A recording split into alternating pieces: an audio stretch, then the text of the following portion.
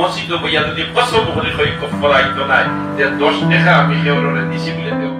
মসজিদের মিম্বর থেকে সরাসরি জাতীয় সংসদের অধিবেশন কক্ষে এ যেন এক অনন্য পথ চলার গল্প।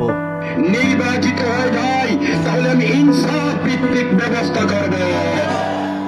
সীমান্ত জনপদের এক নিবেদিত প্রাণ আলেম, যিনি বছরের পর বছর ইমামতি ও শিক্ষকতার মাধ্যমে মানুষ গড়ার কাজে নিজেকে উৎসর্গ করেছেন। তিনিই এবার দেশের আইন প্রণেতাদের কাতারে। আমাদেরকে সিদ্ধান্ত নিতে হবে আমরা সন্ত্রাস মুক্ত বাংলাদেশ চাই। টানা ২৬ বছর একই মসজিদে ইমামতি করে অর্জন করেছেন মানুষের আস্থা ও সম্মান। মসজিদের মিম্বর থেকেই শুরু তার পথ চলা, আর সেই পথ পেরিয়ে এবার জাতীয় সংসদে ইমামতি, শিক্ষকতা ও ইসলামী দাওয়াতি কাজের দীর্ঘ অধ্যায়ের পর ত্রয়োদশ জাতীয় সংসদ নির্বাচনে সিলেট ৫ জকিগঞ্জ কানাইঘাট আসন থেকে জয়ী হয়ে সংসদ সদস্য হিসাবে নতুন অধ্যায় শুরু করেছেন মুফতি আবুল হাসান। আমার ১ গ্রাম পরে আসলে ওনার বাড়ি। আমরা ছোটবেলা থেকে ওনার ওয়াজ শুনে শুনে আমরা বড় হয়েছি। এবার খুব আশাবাদী ছিলেন যে যারাই নির্বাচিত হবেন একজন আলেম নির্বাচিত হবেন। আর জকিগঞ্জের একটা ঐতিহ্য আছে, এই আসন থেকে অতীতেও যারা মৌলানা ছিলেন তারাই বেশিরভাগ নির্বাচিত হয়েছে।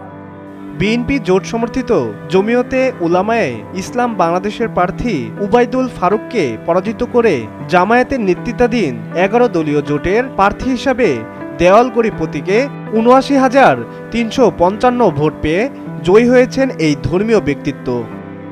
তার বিজয়ে উচ্ছ্বাসিত স্থানীয় মানুষ ও দলীয় নেতাকর্মীরা। তাদের আশা, দীর্ঘদিনের উন্নয়ন বঞ্চিত এ জনপদ আবারও আলোর মুখ দেখবে, প্রতিষ্ঠিত হবে ন্যায় ও ইনসাফের ধারা।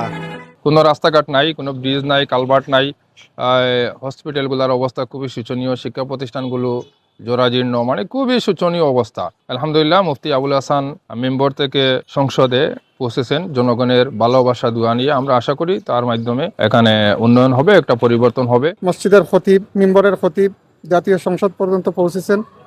আমরা আশা করি ন্যায় ইনসাফের দ্বারা অব্যাহত রাখতে এলাকার সর্বসাধারণের এবং সর্বস্তরের আলিম উলামাদের কাছে রাজনৈতিক পরিচয়ের ঊর্ধ্বে ওনার ব্যক্তিগত একটা পার্সোনাল গ্রহণযোগ্যতা রয়েছে।